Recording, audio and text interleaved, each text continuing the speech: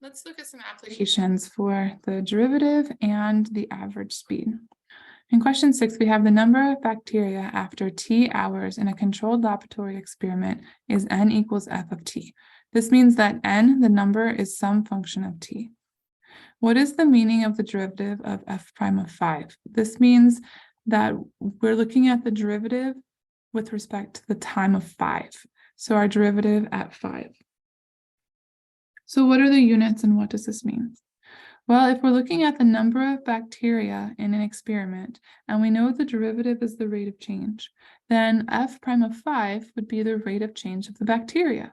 So it's a positive value, so we're going to say that this is the rate of growth of the bacteria.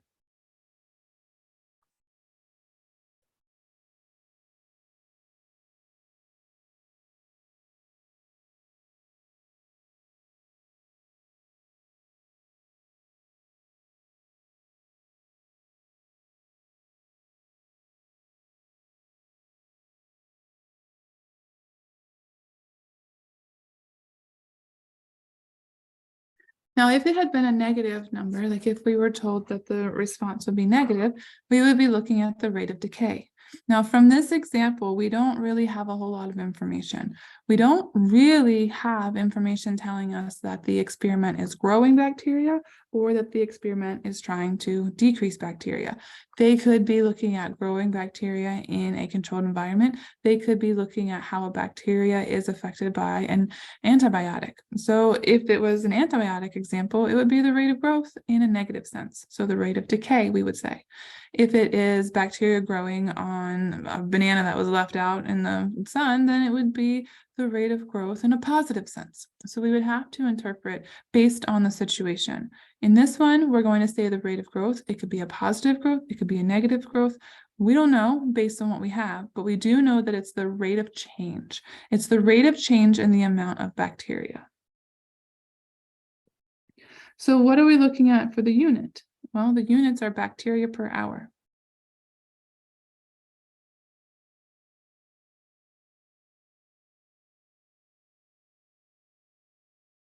There.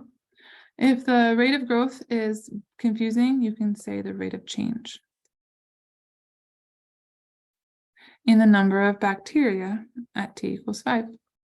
Part B, suppose there is an unlimited amount of space and nutrients for the bacteria. Now we know they're growing. Unlimited amount of space and nutrients, that is making the bacteria thrive.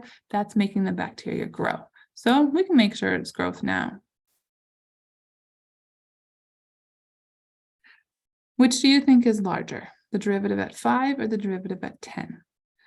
So let's think about this for a second. If there is unlimited space and nutrients for the bacteria, you're promoting the bacteria to grow. Do you think that after a time of 5 hours or after a time of 10 hours, there would be more bacteria? I would imagine f prime of 10 would be larger because it has longer time for the bacteria to grow.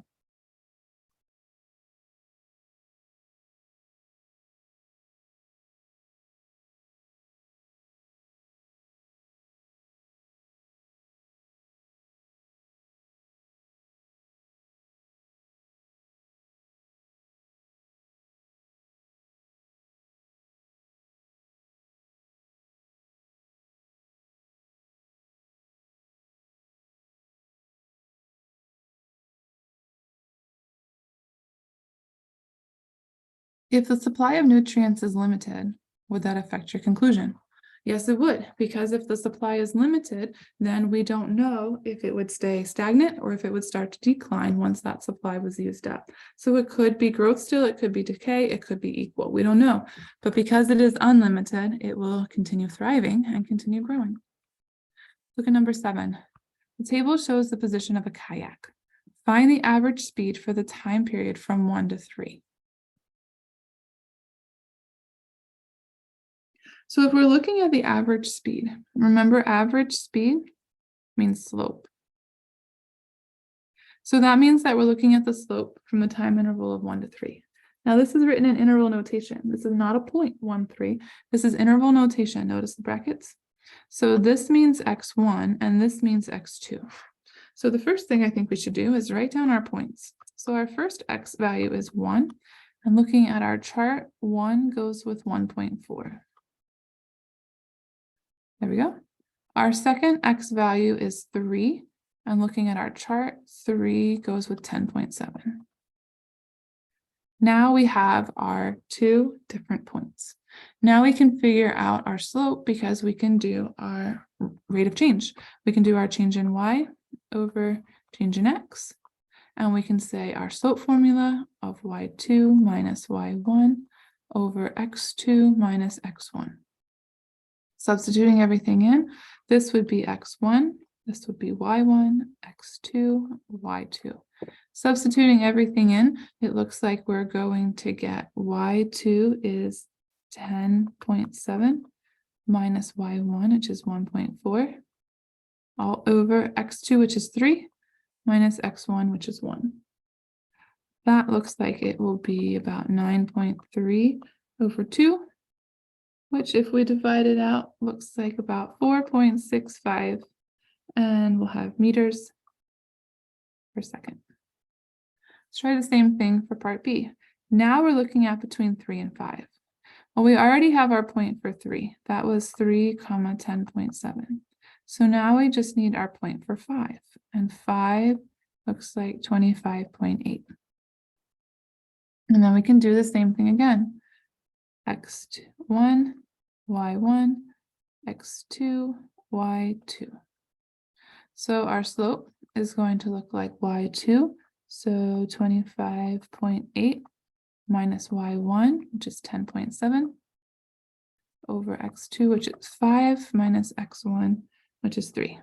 So it looks like we'll simplify this down to 15.1 over 2, which if we divide that out is approximately equal to 7.55 meters per second.